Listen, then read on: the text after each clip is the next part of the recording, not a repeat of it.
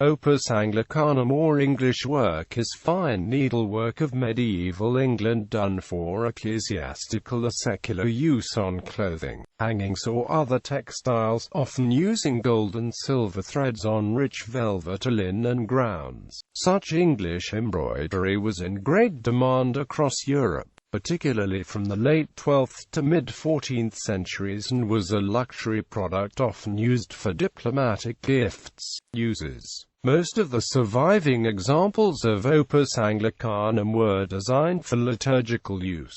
These exquisite and expensive embroidery pieces were often made as vestments, such as copes, chasubles and orphreys, or else as antependia, shrine covers or other church furnishings. Secular examples, now known mostly just from contemporary inventories, included various types of garments, horse trappings, book covers and decorative hangings. Manufacture. Opus Anglicanum was usually embroidered on linen or, later, velvet, in split stitch and couching with silk and gold or silver gilt thread. Gold wound thread, pearls and jewels are all mentioned in inventory descriptions, although often associated with nunneries. By the time of Henry III, who purchased a number of items for use within his own court and for diplomatic gifting, the bulk of production was in lay workshops, mainly centered on London. The names of various embroiderers of the period appear in the Westminster Royal Accounts.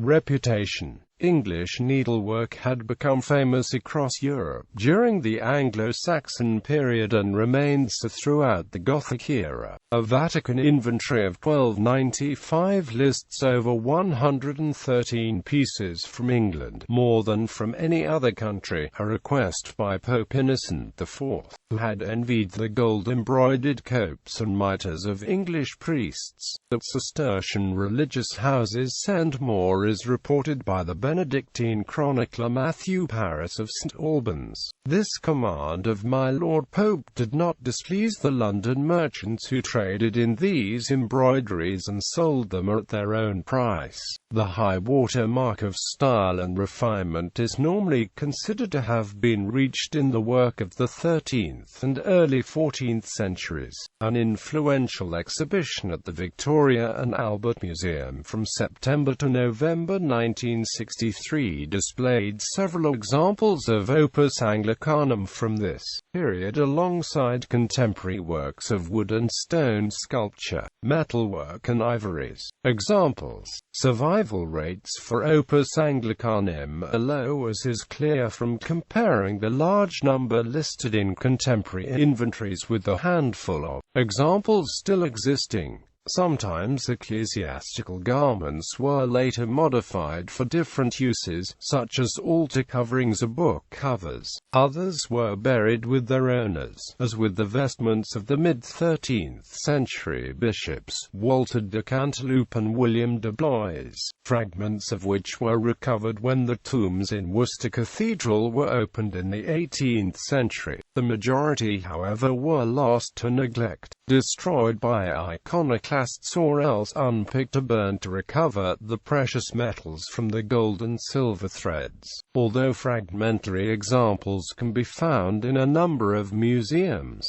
the most important specialized collections of Opus Anglicanum garments are at the Cloisters Museum in New York, the Victoria and Albert Museum in London, and in the treasury of Sens Cathedral. Only a few Anglo-Saxon pieces have survived, including 3 pieces at Durham that had been placed in the coffin of St. Cuthbert, probably in the 930s, after being given by King Athelstan. They were, however, made in Winchester between 909 and 916.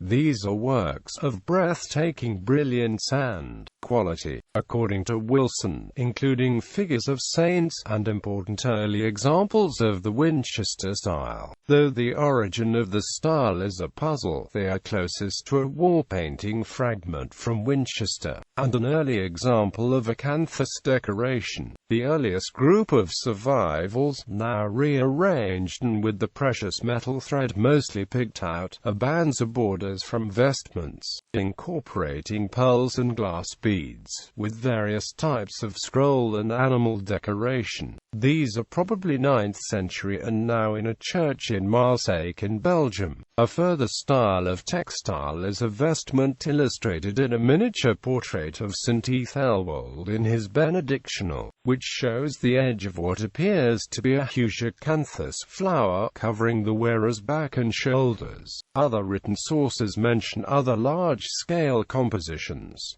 One particularly fine example is the Adoration of the Magi chasuble from c. 1325 in red velvet embroidered in gold thread and pearls at the Metropolitan Museum of Art in New York. It depicts a nativity scene with emphasis on decorative motifs, flowers, animals, birds, beasts, and angels. The Butler Bowden cope at the Victoria and Albert Museum is another surviving example. The same collection has a late cope made for a set of vestments given by Henry VII to Westminster Abbey.